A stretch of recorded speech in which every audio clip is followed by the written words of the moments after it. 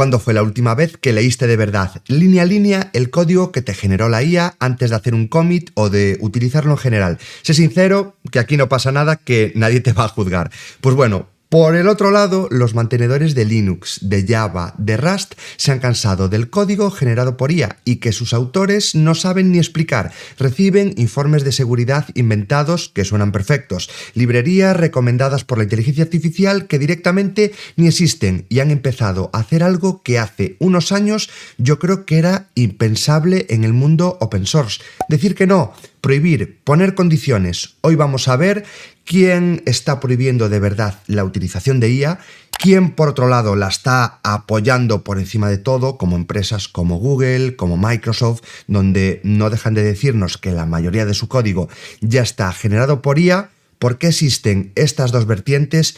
¿Quién tiene razón? Y lo más importante, como siempre, ¿qué significa todo este rollo para nosotros? Hace solo unas semanas te conté cómo las empresas de inteligencia artificial cambian de estrategia cada pocos días. Pues bueno, hoy vamos a ver la otra cara. ¿Qué está pasando con el código que esas inteligencias artificiales generan cuando llegan a los proyectos que de verdad sostienen Internet? Y para entenderlo, tengo que establecer una pequeña cronología. Así que vamos a revisarlo. Ya en 2024 comenzaron estas primeras prohibiciones. Por ejemplo, Gentoo, una de las distribuciones de Linux más veteranas, pues prohibía las contribuciones generadas por IA, por diferentes razones, copyright, calidad y ética sobre todo. Ese fue ahí el primer ladrillo de una gran empresa o de un gran software que empezaba a decir, hey, la IA está bien, pero cuidado porque afecta a nuestra calidad. Al poco tiempo también lo hizo NetBSD, también lo hizo QEMU, pero personalmente a mí cuando más me llamó la atención este grupo de prohibiciones ya fue en julio de 2025, cuando Daniel Steinberg, el creador de curl, básicamente es un programa que llevamos instalado en todos los lados, en el móvil, en los sistemas operativos, en el coche, en la televisión, pues lo que empieza a decir es que el 20% de los informes de seguridad que recibe son lo que se llama AI slop, es decir, basura generada por inteligencia artificial, y que poco a poco había detectado que la tasa de informes válidos había caído al 5%. Aquí nos damos cuenta que uno de los proyectos más importantes, aunque personalmente igual tú no lo conozcas, realmente está metido en todo el software del mundo. Lo que nos dicen sus mantenedores, sus dueños, llamémoslo así, o por lo menos la gente que mejor lo conoce, es que no lo pueden seguir evolucionando de una manera segura porque el código que les llega es que directamente no sirve, no funciona, está inventado, es más grave de lo que parece. Como te decía, para mí esto fue ya el primer signo de atención realmente serio, ya que en octubre de 2025 Fedora, que tiene a Red Hat detrás, aprueba la primera gran política de sí, utiliza IA, pero cuidado, ya que tú vas a ser el responsable total. Esto como desarrolladores ya nos mete un poquito más de miedo, porque nos está cargando legalmente con la propia responsabilidad de que nuestras aportaciones, como es normal, ya que somos personal cualificado y profesional, pues tienen que estar bien formuladas. Por supuesto nos podemos equivocar, pero no se trata de simplemente para intentar, no sé, ganar reconocimiento o incluso ganar dinero, ya que existen programas donde te pagan por encontrar bugs o por mejorar el software,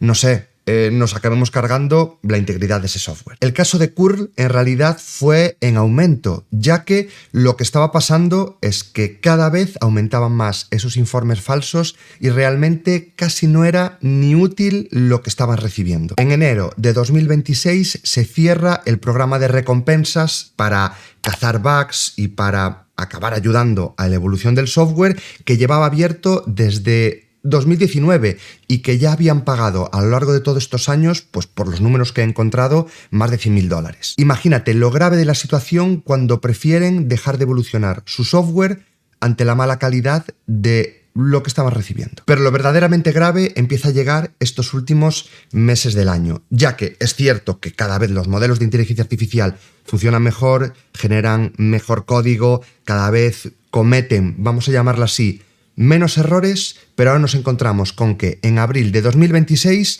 gente del kernel de Linux, Linus Torvalds y grupo de allegados, empiezan a decir algo así como que vamos a crear un documento oficial sobre cómo hay que utilizar asistentes de inteligencia artificial en nuestro núcleo. No prohíben directamente, hacen algo más inteligente, o por lo menos a mi manera de verlo, que te voy a explicar ahora. Y por otro lado, también llega Oracle, la empresa detrás de Java, que publica una política para el OpenJDK, es decir, el núcleo, también el corazón de Java. Y ahí estos sí que son claros. Prohíben código, texto, imágenes, correos, wikis generadas en parte o en su totalidad por inteligencia artificial. Te cuento un poquito más sobre Linux, ya que si en abril empezaban a plantearse esa política de uso de agentes, en mayo de 2026 Torvalds, el creador de Linux, estalla y dice que la lista privada de seguridad del kernel está casi totalmente inmanejable, ya que no dejan de recibir un montón de informes creados por inteligencia artificial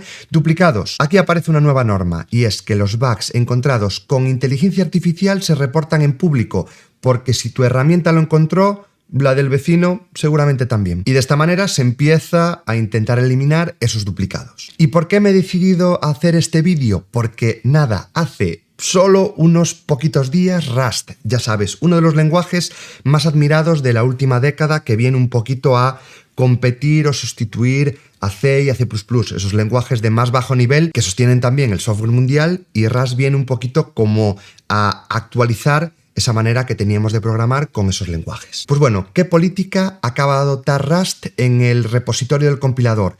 Pues yo creo que la frase que lo resume es que sí, puedes utilizar LLMs para responder preguntas, para analizar, para comprobar y para revisar, pero no para crear. Así que ya lo ves. Un montón de empresas y muchas otras que no te he contado que generan software crítico y que ellos mismos se tienen que responsabilizar de esa calidad, ya que es open source y está incluido en medio mundo, empiezan a parar los pies a la IA. Pero es cierto que no nos podemos quedar únicamente con esta cara de la moneda, porque por el otro lado tenemos a empresas como Google, que ya desde 2024, donde se empezó a bloquear este uso de IA, pues bueno, Google ya decía por aquel entonces que el 25% de su código pues ya estaba creado por IA, y que esto ha ido aumentando hasta los últimos datos que he encontrado de abril de 2026, donde dicen que ya el 75% de su código está generado por IA. Si nos vamos a los datos de Microsoft, pues también habla del 30%. Si nos vamos a la gente de Meta, pues que, bueno,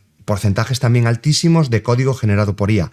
Y aquí es donde ambos enfoques empiezan a chocar un poquito. ¿Cómo podemos tener a unas empresas muy buenas, con gente de mucha calidad, diciendo, hey, cuidado con cómo utilizamos la IA, y otras con gente también de muchísimo talento y de software súper importante diciendo, cuidado, que prácticamente todo nuestro código ya es IA? Aquí es donde yo veo el primer problema, y es que los datos de las grandes compañías tecnológicas, Google, Meta, Microsoft, no voy a decir que son mentira, no lo sé, pero es cierto que no dejan de ser datos de los CEOs y del, digamos, la cúpula que domina esas empresas, que los lanza de cara a la galería y de cara a las noticias y de cara a generar confiabilidad. Estos datos no es que estén respaldados por empresas de fuera de la propia empresa, sino que son datos internos que ellos lanzan como noticia y que realmente nos los tenemos que creer y ya. Lo que pasa es que las grandes empresas, sí, cada vez tienen o dicen que tienen más código generado por IA, pero prácticamente no hay políticas que gobiernen esta generación de código, simplemente son datos que se lanzan. Por eso aquí sí que es cierto que yo, de momento, ya te hablaré de mi conclusión, me voy a situar un poquito más del lado de los mantenedores open source. Vamos a ponernos en la piel de Stenberg, la persona de curl.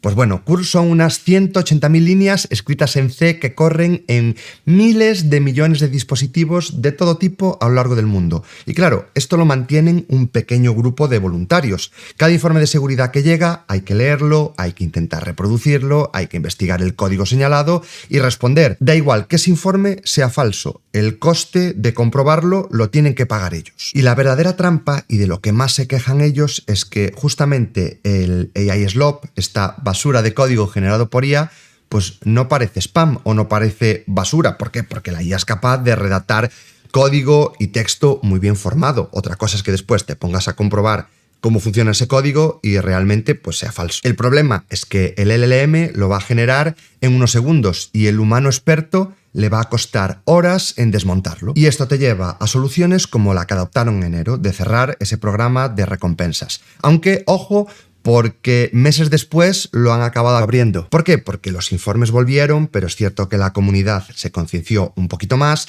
y la calidad de esos informes pues empezaron a mejorar. Los modelos habían mejorado, por supuesto, pero también la calidad de las propias personas que estaban intentando ayudar el proyecto y que no únicamente eran personas sin una experiencia técnica que lo único que querían era a ver si ganaban ese reconocimiento de aportar al open source. Pero apareció otro problema. Es cierto que mejoraron la calidad, pero siguieron aumentando el número de informes. ¿Qué pasaba en este caso? Lo mismo que lo que hablábamos en Linux, que un montón de personas encontraban lo mismo y realmente, como no se tomaban la molestia de intentar cotejar esos datos y qué había pasado con la propia evolución del software, pues en realidad lo que teníamos era más informes, pero que decían lo mismo. Distinto problema, pero mismo trabajo, porque la revisión tiene que seguir siendo humana y sigue quitando muchísimo tiempo. Esto es lo mismo que decía Tolbarts, que dijo, hey, es que la inteligencia artificial no es mala. Dijo, es que la lista de seguridad es inmanejable porque distintas personas encuentran lo mismo con las mismas herramientas. Y los mantenedores se pasan el día contestando, hey, que esto ya se arregló hace un mes, por ejemplo. Y aquí nos dejó un consejo importantísimo. Si encontraste un bug con inteligencia artificial, no seas esa persona que da el informe sin entenderlo. Lee la documentación y aporta una solución a ese bug, a ese error. Aporta el parche, aporta el valor por encima de lo que te da la IA. Porque tú piensas que si lo único que haces es compartir el resultado de la IA, tú poquito estás haciendo. De hecho, hace unos meses se borraron más de 100.000 líneas del código del kernel de Linux con drivers de red antiguos. Y según lo que nos contaron, uno de los principales motivos fue ruido de bots de inteligencia artificial reportando bugs contra el código que ya nadie usaba. Cosas que en cierto modo ya no importaban, pero que en realidad lo reflotaron como trabajo. Y esto nos lleva a la actualidad. ¿Qué pasó con el lenguaje de programación Rust?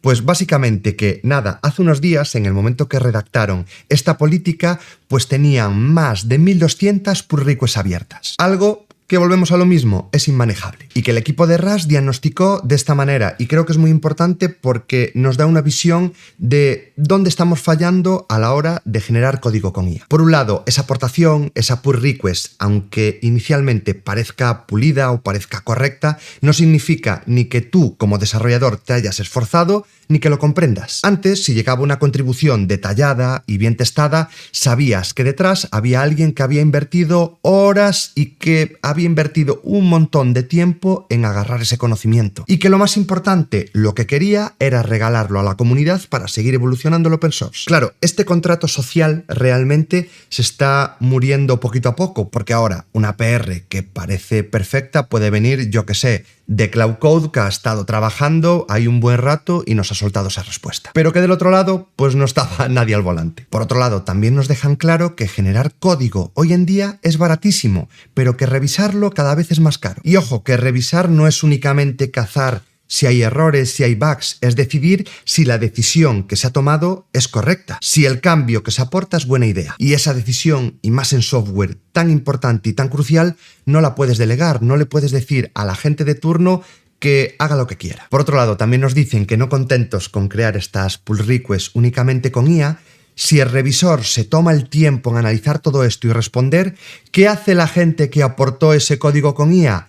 Copia y pega la respuesta del revisor en una IA y le responde con lo que la IA ha contestado. Aquí también nos dejan una frase que creo que nos tenemos que grabar a fuego, y es que, hey, si quisiéramos la opinión de una IA, se la habríamos pedido nosotros. Lo que quiere un equipo como el de Rust o un equipo de open source son tus propias ideas, no las de una máquina. Vamos, que con todo esto que nos dicen yo empatizo bastante y entiendo también lo harto que se empiezan a sentir estos grupos de desarrolladores que en realidad ahora no pueden hacer su trabajo. A raíz de estas noticias me he puesto a buscar datos generales de cómo funciona el código junto con la inteligencia artificial, sobre todo atendiendo a los 4 pilares principales, vamos a llamarla así: la seguridad, la mantenibilidad, la cadena de suministro y la productividad. No te quiero aburrir con los informes, pero si hablamos de seguridad, básicamente todos están coincidiendo en que la mitad de las veces el modelo elige una opción insegura. Veracode, que es una empresa que se dedica a hacer este tipo de informes, en este último informe de 2026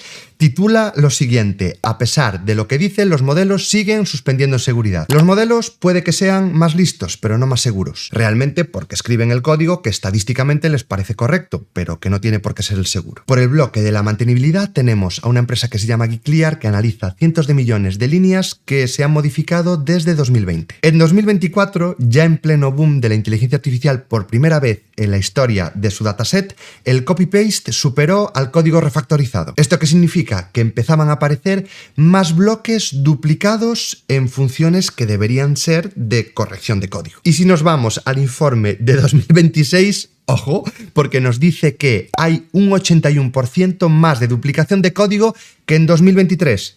Básicamente nos están diciendo a la cara que nuestro código es muchísimo peor. Y aquí aún nos dan un dato que a mí aún me asusta más, y es que el código se reescribe de media a las 2 semanas de crearse. Y esto es porque se ha duplicado, ya que la IA lo agarra, no revisa tampoco muy bien lo que estaba haciendo y decide modificarlo. Y esto lo traducen diciendo que sí, que el código sale más rápido, que caduca más rápido, y lo que estamos consiguiendo es fabricar una deuda técnica a una velocidad que nunca habíamos visto. Pasemos ahora a la cadena de suministro. Aquí encontré un informe de Usenix Security que generó, creo que 600.000 muestras de código con 16 modelos, y lo que acabó detectando es que casi un 20% de las librerías o de los paquetes que recomendaba la propia generación de código es que ni existían. Más de 200.000 nombres de librerías únicas que eran mentira. Y lo más grave es que más del 40% de esas alucinaciones se repetían sistemáticamente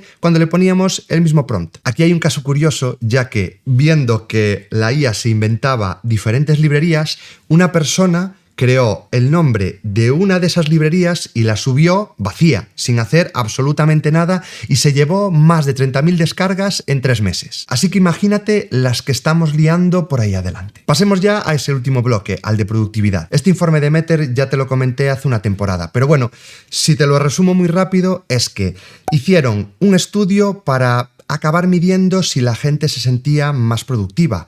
Y la realidad es que sí, todo el mundo se acababa sintiendo más productivo, pero en realidad lo que iban es más lentos. Se habían convencido a sí mismos que, claro, al estar utilizando inteligencia artificial estaban generando más y mejor, pero en realidad después se estaban retrasando por otros lados, en las partes de la revisión, la calidad, los bugs que acababan surgiendo, y que realmente estaban yendo más lentos. Por supuesto, esto simplemente son informes, no quiere decir que representen cómo funciona todo el sector, pero sí que nos da una visión de que, que las cosas a veces no son tan bonitas como nos las pintan. Y aquí me gustaría nombrar a la encuesta de Stack Overflow, que yo siempre, por lo menos, ha sido una de las que más respeté. Y lo que nos decía este último año es que solo el 3% de los desarrolladores confía plenamente en lo que produce, es decir, tapándose los ojos. Claro, lo que pasaba es que la gran mayoría, lo que decimos, y donde yo me incluyo también en un porcentaje de un 66%, es que las soluciones están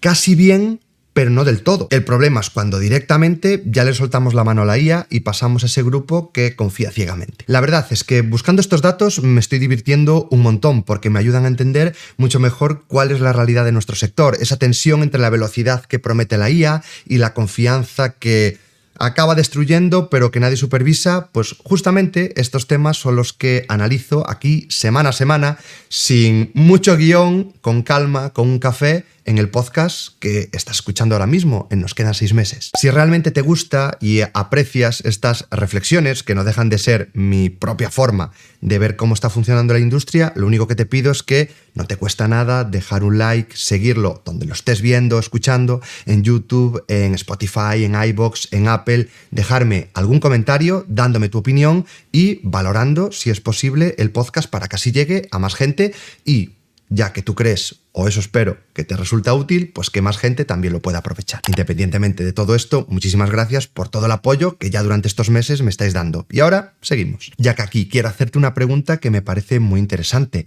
Oye, con estos datos que me estás dando, entonces, ¿por qué no lo prohíbe todo el mundo y punto? Aquí lo que yo veo es que hay diferentes formas de responder a esto. Lo primero, como ya hemos visto en el OpenJDK, en Gento, en NetBSD, es que lo han prohibido totalmente. El caso de estos últimos meses del OpenJDK de Java es para mí el más duro, que es que no se puede utilizar para nada. Incluso en las preguntas frecuentes de la documentación te dice esto: la IA generó 100 líneas y tú editaste 10 o 90, sigue prohibido. Únicamente utilizar IA en privado para entender y depurar el código. Por otro lado, tenemos la otra forma de entender todo esto o de solucionar esto, que es como ha hecho, pues, por ejemplo, el kernel de Linux y de Fedora, que es la responsabilidad humana. Linux no prohíbe, pero sí que nos dicen que los agentes tienen terminantemente prohibido firmar el código. Solo lo puede hacer un humano. Y si encuentras un error, no únicamente lo reportes, también tienes que aportar la solución. Esto básicamente tiene mucha relación con esa filosofía que históricamente a lo largo de estos años nos ha ido trasladando Linus Torvalds, y es que la IA, por supuesto, es una herramienta. Como muchas otras, lo que importa es la calidad de resultado y quien tiene que responder por él somos nosotros. Y por otro lado tenemos la tercera manera de, vamos a decir, prohibir, que es la de Rust. Y es que nos deja la IA para analizar, destilar, comprobar, sugerir, revisar, pero si queremos utilizarla para crear, con restricciones muy duras. Así que ya vemos, prohibir, responsabilizar, acotar, 3 respuestas para el mismo problema. ¿Y sabes en realidad lo que tienen en común las 3? Que las escriben los que pagan la revisión con su propio tiempo. Quédate con esto, porque ahora es donde entra el otro lado. ¿Qué pasa con quien no paga con su propio tiempo por esa propia calidad del software? La realidad es que encontramos todo lo contrario, y aquí es donde nos explota la cabeza porque no sabemos qué hacer. Te contaba cómo Oracle, la empresa de Java, bloquea el uso de inteligencia artificial en el OpenJDK, en el núcleo, pero Oracle, como empresa, este año ha gastado 70.000 millones en infraestructura para inteligencia artificial, y no dejan de decirnos cómo, como empresa, utilizan la IA para crear grandísima parte de su código. Pero por otro lado, su proyecto open source estrella tiene una de las políticas más restrictivas del mercado. ¿Esto es una contradicción? Bueno, no necesariamente. Lo que pasa es que por un lado tenemos la parte de la empresa que tiene que acelerar todo el software que crea, y por otro lado la parte de la empresa donde el coste lo pagan los revisores. En realidad nos están diciendo de verdad dónde les duele. Por supuesto, ya te lo he contado, tenemos muchísimas grandes empresas de estas grandes tecnológicas que nos dejan de decir cómo su porcentaje de código creado por inteligencia artificial cada vez es mayor. Vamos a poner, por ejemplo, un ejemplo, el de Google, el 75%. Pues bueno, nos dicen que es código ya generado por IA y está aprobado por sus ingenieros, pero para mí la métrica interesante no es cuánto genera la IA, es cuánto sobrevive a esa revisión, y claro, esos datos no nos los dicen. Y si nos vamos a empresas menos especiales, que no son las top, como un Google o como un Meta, en realidad cuando se encuesta a sus desarrolladores, lo que nos dicen es sí, estamos generando un montón de código con inteligencia artificial, pero realmente sabemos que ese código puede aportar problemas, pero lo que estamos haciendo, como siempre ha pasado en nuestra industria, es adaptarnos a los cortos espacios de tiempo que tenemos para desarrollar. Cuando yo conseguí mi primer trabajo como programador hace más de 16 años, lo que yo detecté es esto: no es tan importante la calidad como que tú tienes que entregar tal funcionalidad y tal fecha tiene que estar en producción. Y ahí no importaba si tu código era mejor, si trabajabas 8 horas o 20. Y es posible que me equivoque, pero creo que seguimos teniendo el mismo problema, que lo único importante es entregar y no le hacemos ningún caso a la seguridad. Justo ahora, cuando tenemos herramientas que nos permiten desarrollar más rápido que nunca, que nos permitirían revisar, que nos permitirían aumentar la calidad de la seguridad, pues realmente nos sigue importando lo mismo, y es llegar antes. Antes llegábamos apretados a una tarea que teníamos que entregar en 15 días y ahora, como la IA nos permite crear mucho más rápido, nos dan de plazo pues 2 o 3 días, pero sacrificando siempre la calidad. Y por eso creo que el mundo open source nos está dando un poquito de claridad. Cuando hay muchas veces no hay una gran empresa, ni hay unos grandes salarios, ni hay unas prisas por llegar al mercado antes que nadie. Es un mundo donde se premia la seguridad, la calidad, el aportar como comunidad, digamos el mundo ideal del software. Y estos son los primeros que están diciendo, hey, cuidado con la IA. Y creo que para nada tenemos que ligar esto a que la gente de Linux, de Java, de Rust sean anti-inteligencia artificial. Lo que yo creo es que sí que son muy conscientes de la factura técnica a la que pueden acabar llegando si de verdad no tienen ciertos controles. Así que vamos a ir enfocándonos, ya que no quiero que pienses que al ver este vídeo, pues oye, la inteligencia artificial ya es humo, no hay que utilizarla, mucho cuidado. No. Ahora viene lo interesante. Ya que, como siempre ocurre, las verdades no suelen estar en los extremos. Te lo adelanté antes, pero el equipo de Curl reabrió el programa en marzo porque los informes por inteligencia artificial empezaron a ser técnicamente más sólidos. Porque realmente la IA sí que encuentra bugs de verdad si la utilizamos bien. Al final encontraba el bug, se escribía un buen parche, la responsabilidad la asumía esa persona y la inteligencia artificial como herramienta de un experto se acabó convirtiendo en la mejor herramienta de todas. No sustituye al experto, sino que lo complementa y ahora sí que han encontrado un flujo donde la inteligencia artificial ayuda a que este proyecto open source pues siga mejorando. Por otro lado, tenemos las empresas donde sigue existiendo este bloqueo, en Linux, en el OpenJDK, pero si nos damos cuenta, no es un bloqueo de inteligencia artificial. Nos están diciendo, hey, puedes utilizar IA en privado para entender, para depurar.